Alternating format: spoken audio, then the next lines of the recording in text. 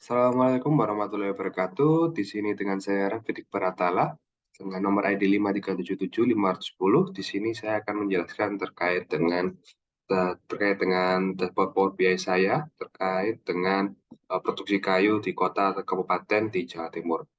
Yang mana merupakan bagian dari tugas untuk Power BI Associate untuk tugas asinkron ke-6. Yang mungkin akan saya berikan sekilas terkait dengan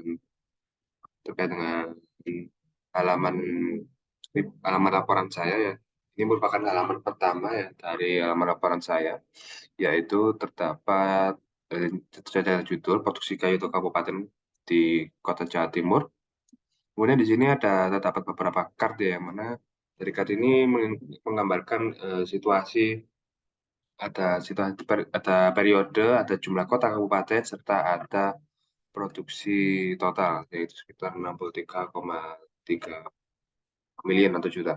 Kemudian di bawahnya ini ada menggunakan ini ya tipe ya, menggunakan untuk persebaran produksi kayu ya, yang mana di sini dari decomposition tree ini bisa dilihat bahwasannya eh, Jawa Timur bagian selatan itu memberikan kontribusi yang paling banyak ya, yang mana sebagian besar itu ditopang oleh Kota Lumajang sebagai penghasil kayu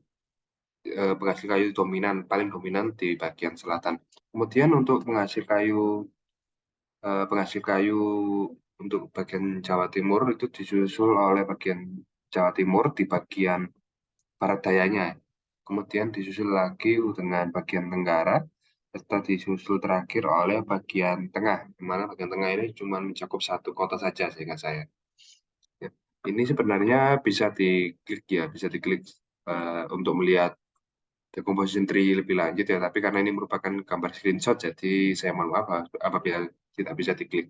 Namun di Power BI-nya bisa diklik. Ya, kemudian kita berlanjut ke bagian kanan, yaitu terdapat eh,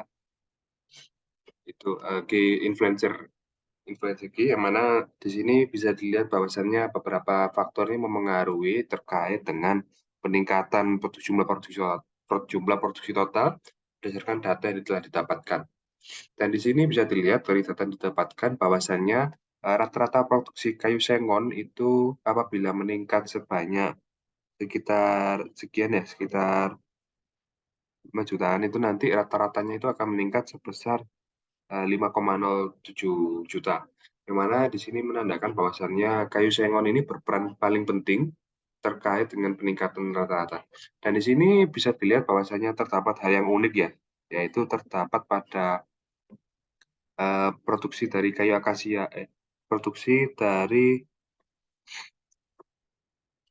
kayu-kayu yang lainnya ya, mana di sini produksinya itu mirip-mirip ya, sehingga bisa dikatakan bahwasanya produksi yang lain-lain itu tidak terlalu berpengaruh terlalu besar ya, tidak sebanding dengan produksi kayu sengon, yang mana di sini bisa dikatakan juga cukup outlier ya, karena paling menonjol sendiri seperti itu. Nah, di sini merupakan grafik ya, yang mana di sini grafik perbandingan kontribusi, dan di sini bisa dilihat bahwa ini merupakan kayu sengon. Mungkin belum saya jelaskan detail.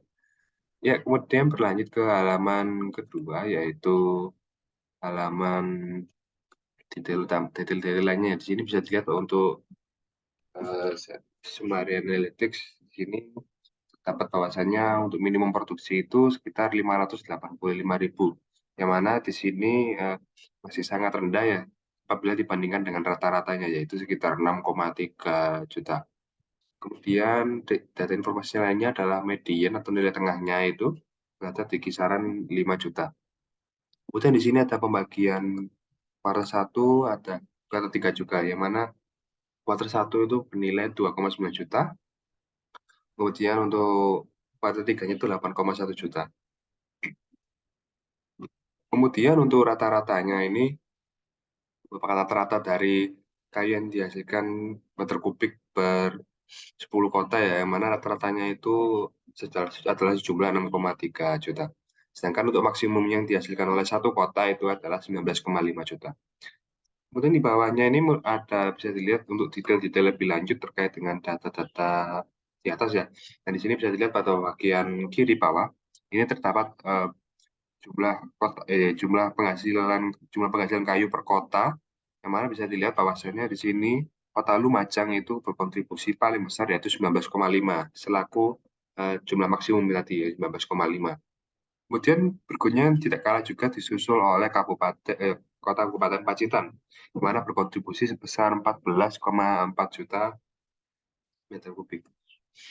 Yang kemudian di sini untuk klasternya di sini ya bisa dilihat dengan jelas bahwasanya di sini ada dua klaster berbeda, yang mana klaster kedua ini diisi oleh Pacitan dan Lumajang, yang mana di sini bertindak selaku outlier ya, outlier yang benar-benar mendongkrak rata-rata ya, sehingga di sini membentuk klaster sendiri. Sedangkan di bagian bawah-bawahnya ini merupakan klaster satu, yang mana klaster 8 kota lainnya yang masih tidak terlalu mencolok seperti dua kota ini. Ya, kemudian untuk penjelasan lebih lanjutnya, di sini akan saya jelaskan terkait dengan hasil analisis ya, terkait dengan produksi kayu kabupaten kota di Jawa Timur. Untuk sumbernya bisa diakses di bagian bawah sini. Ya. Kemudian akan saya jelaskan sekali lagi ya terkait dengan detail dari laporan report saya tadi. Untuk yang pertama ini saya bedakan menjadi basic information ya, yang mana basic information ini bisa memberitahukan bahwasannya pada periode tertentu jumlah kota kabupaten yang diliput adalah sekitar 10 ya untuk triwulan 1 tahun 2019, yang mana di sini produksi totalnya itu sekitar 63,3 juta untuk periode ini. Ya, kemudian kita berlanjut ke detail produksi. Nah, di sini berdasarkan laporan tersebut diketahui besar produksi untuk masing-masing kota kabupaten itu dipegang oleh kota Lumajang ya dengan 19,5 juta produksi, kemudian disusul dengan Pacitan sebesar 14,4 juta. Nah, sedangkan yang terendah itu dipegang oleh kota Ponorogo dengan sekitar 600.000 produksi ya, lalu diikuti dengan kota Blitar dengan 1,6 juta produksi. Nah, kedua kota ini menghasilkan nilai rendah karena memang bukan komoditas mereka. Dengan kota Ponorogo itu berfokus pada tanaman pangan, semisal padi dan jeruk ya, yang terkenal. Kemudian Blitar itu berfokus pada hasil-hasil peternakan, yaitu telur. Kemudian kita berlanjut ke kita berlanjut ke key influencer ya.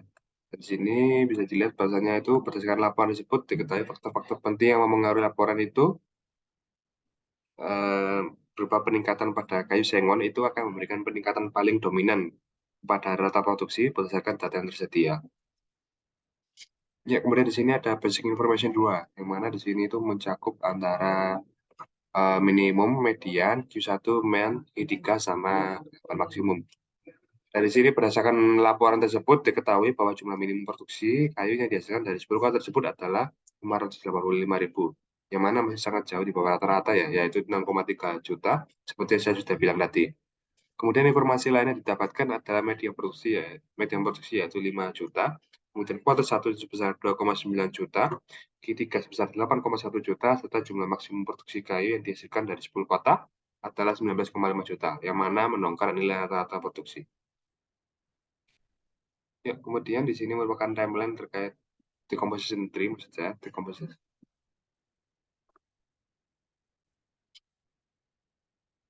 Ya, kemudian ada decomposition tree, yang mana di sini berdasarkan laporan tersebut diketahui bahwa bahasanya persebalahan produksi kayu keseluruhan, dilihat dari persebaran wilayahnya itu, bahwasanya Jawa Timur bagian selatan itu berkontribusi paling besar ya, yang mana penyebab utamanya adalah produksi dari kota Lumajang yang benar-benar tinggi, yaitu sekitar 19 juta meter kubik.